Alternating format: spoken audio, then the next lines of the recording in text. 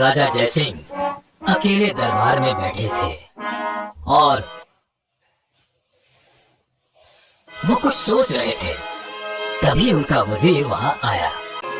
प्रणाम महाराज। राजा जयसिंह अपनी ही सोच में मगन थे। महाराज, क्या बात है महाराज? आप बहुत गंभीर सोच में डूबे हुए हैं। मैं बस यही सोच रहा था कि मेरी प्रजा मुझसे खुश है या नहीं। प्रजा तो खुश है महाराज, लेकिन आप सोच सोच के दुखी हैं। मुझे खुद प्रजा की खुशी देखनी है। तो जाइए प्रजा के बीच में और देखिए उनकी खुशी। महाराज, अगर आपको सच्चाई जाननी है तो आप प्रजा के पास उन्हीं की तरह जाइए, न कि राजा की तरह। हाँ, हम प्रजा के पास उन्हीं की तरह जाएंगे। और राजा जयसिंह एक आम आदमी के वेश में मंडी पहुंचे। उन्होंने यहाँ वहाँ नजर घुमाई।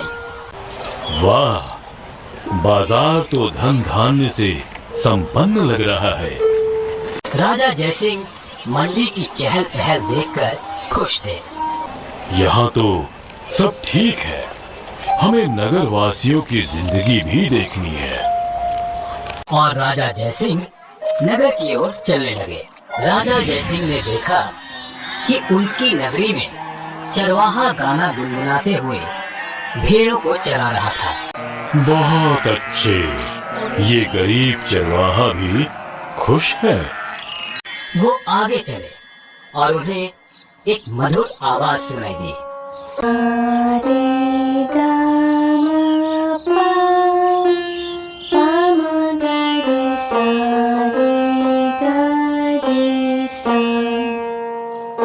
राजा जयसिंह आवाज का पीछा करते गए। चलते चलते वो उस घर के बाहर पहुँचे जहाँ से एक सुरीली आवाज आ रही थी। राजा जयसिंह ने देखा कि एक छोटी बच्ची गाने का रियाज कर रही थी। कुछ देर तक राजा जी ने उसका गाना सुना और जब वो लड़की रुक गई। बड़ी मीठी आवाज है तुम्हारी। धन्यवाद। बेटी, तुम्हारा नाम क्या है? मधुरा। जैसे गुण वैसा नाम। तभी मधुरा के पिताजी राम किशन वहाँ आए। आपकी बेटी की आवाज बहुत मधुर है। हाँ है। तो राजा जयसिंह को इस व्यक्ति का ऐसा बर्ताव अच्छा नहीं लगा, पर वो शांत रहे। ये लो मधुरा, एक छोटा सा उपहार। राजा जयसिंह ने मधुरा को एक सोने का सिक्का उपहार में दिया, जिसे देख राम किशन की आंखें फटी की फटी रह गई। ये आदमी बहुत अमीर है, जितना हो सके इससे उतना माल समेट लेता हूँ। अब मैं चलता हूँ। कहाँ चले? मेरी बेटी की तुमने मधुर आवाज सुनी और सिर्फ एक सिक्का मूल्य लगाया। ये मूल्य नहीं, उपहार है। जो भी हो, 10 सोने के सिक्के रखो और चलते बनो। 10 सोने के सिक्के? किस बात के? तुमने जो गाना सुना उसके 10 सोने के सिक्के।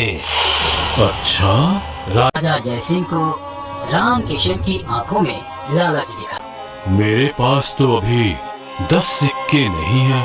तो अपना हार यहाँ रखो और जाओ। नहीं नहीं, ये हार मैं तुम्हें नहीं दे सकता। ये मेरी माँ की निशानी है। तो एक काम करो, ये हार मेरे पास गिरवी रखो, 10 सिक्के ले आओ और इसे ले जाओ। क्यों न हम एक काम करें, तुम मेरे साथ मेरे घर चलो और मैं तुम्हें 100 सोने के सिक्के दे दूंगा। 100 सोने के सिक्के? हाँ, 100 सोने के सिक्के। चलो अभी चलते हैं। हाँ। राम किशन राजा जयसिंह के साथ चलने लगा। और कितनी दूर है तुम्हारा घर? बस यही 1 कोस दूर। 100 सोने के सिक्कों के लिए तुम्हें 100 कोस भी चल लूं। दोनों चलते रहे। राजा जयसिंह राम किशन को अपने महल के बाहर ले आया ये तो राजा का महल है। मैं यही रहता हूँ। मैं राजा जी का सेवक हूँ। अच्छा अच्छा, चलो तुम्हारी वजह से राजमहल भी देख लूंगा। रामकिशन यहाँ वहाँ देखता हुआ महल के भीतर गया। महल के दरबार में वजीर महाराज की राह देख रहे थे। अरे तुम राज सिंहासन पे क्यों बैठ रहे हो? तुमने तो कहा था कि तुम राजा के सेवक हो।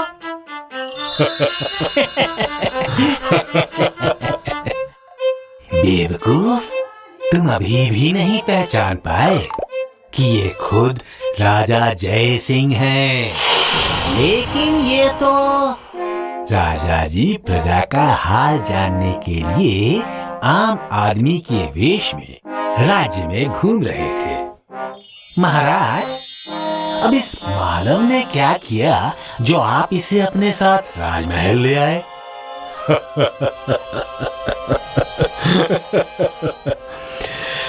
नगर में एक छोटी लड़की की सुरीली आवाज से हम मोहित हो गए। हमने उसे उपहार में एक मुहर दी तो ये महाशय उस छोटी बच्ची के पिताजी हैं। ये हमसे गाना सुनने के लिए 10 मोहरे मांग रहे थे।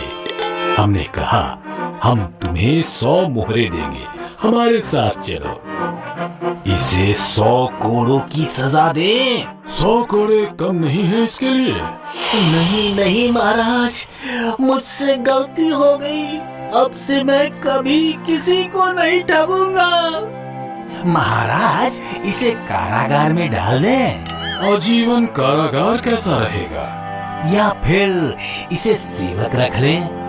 मुझे माफ कर दीजिए महाराज, क्षमा क्षमा। रामकिशन राजा जयसिंह के पैरों में गिर गया। इस बार हम तुम्हें माफ करते हैं, लेकिन याद रहे, अगर फिर कभी ऐसा हुआ तो सजा 100 कोड़ों से भी ज्यादा होगी। क्षमा महाराज। आवाज में गाना सुनाया और राजा जयसिंह ने मधुरा को 10 सोने के सिक्के उपहार में दिए।